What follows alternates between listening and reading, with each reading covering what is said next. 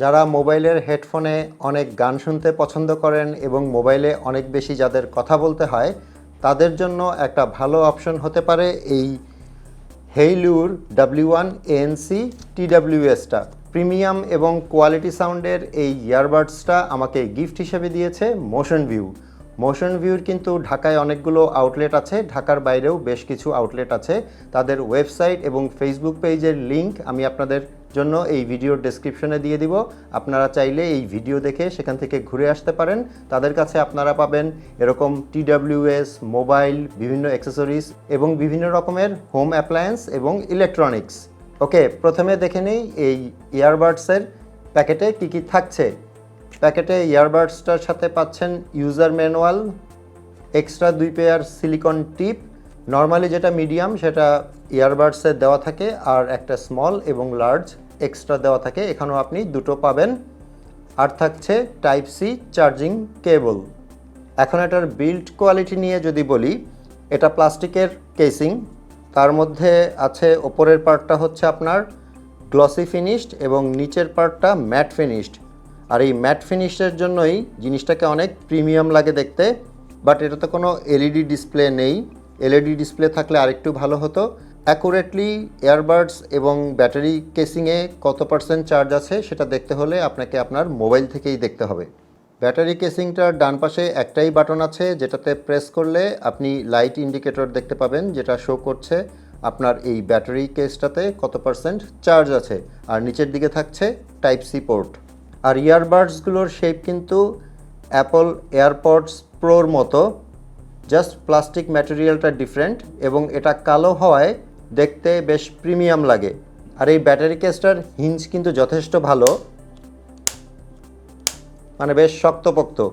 এবং এই যে ইয়ারবাডস দুটো যে ম্যাগনেট দিয়ে এখানে থাকে সেই ম্যাগনেট কিন্তু যথেষ্ট শক্তিশালী, মানে আমি যদি উল্টো করে ঝাঁকাই এগুলো কিন্তু পড়বে না, সো হারানোর ভয় নেই।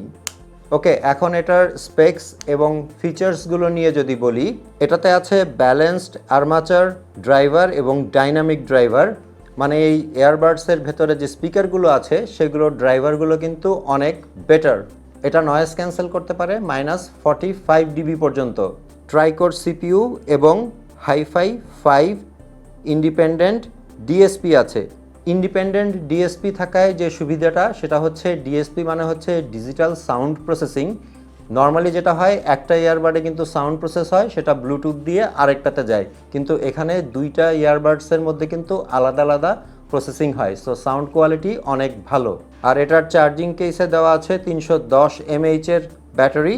আর Haylou W1 ANC এই ইয়ারবাডসটা কিন্তু IP4X সার্টিফাইড। তার মানে আপনি যদি এটা পরে জিম করেন, একটু ঘামেন, কিংবা এটা পরা অবস্থায় আপনি যদি বৃষ্টিতে ঘোরাঘুরি করেন, মানে বৃষ্টিতে যদি একটু ভিজেন, তাহলে কিন্তু কিছু হবে না। বাট এটা পানিতে ডোবানো ঠিক রেকমেন্ডেড না, সেভাবে এটা ওয়াটারপ্রুফ না। এই ইয়ারবাডসে নয়েজ ক্যান্সেলেশনের জন্য প্রতিটা বাডসে 3টা করে মাইক্রোফোন ইউজ করা হয়েছে।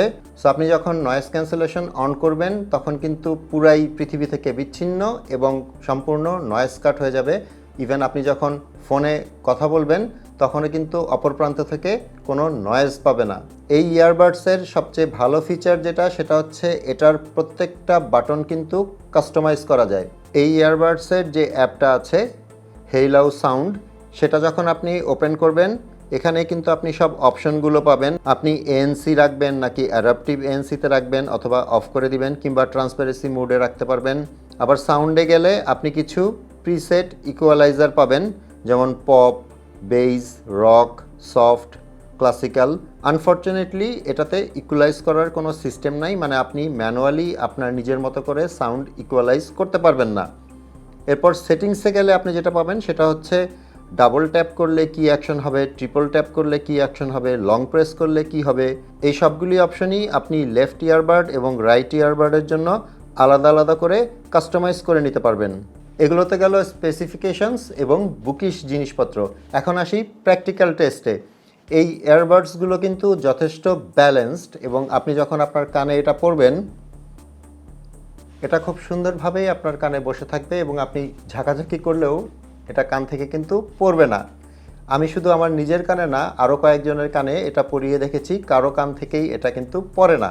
আর সাউন্ড কোয়ালিটির কথা যদি বলি, এটাতে মানে আমি পার্সোনালি এটার বেজ এবং ট্রেবলের ফ্যান হয়ে গিয়েছি। মানে এক কথায় এটার সাউন্ড অসম।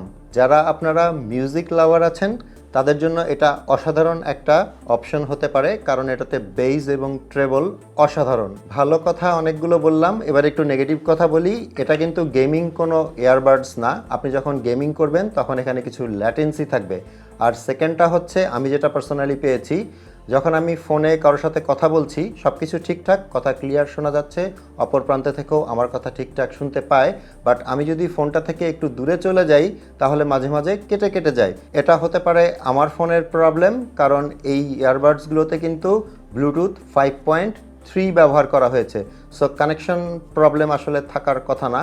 আপনারা যদি কেউ এটা ব্যবহার করে থাকেন তাহলে কমেন্টস করে জানাবেন যে আপনারাও এরকম প্রবলেম ফেস করেছেন কিনা। আর এখন আপনি যদি মোশন ভিউ থেকে এই ইয়ারবাডসটা কিনতে চান তাহলে দাম পড়বে 4,499 টাকা।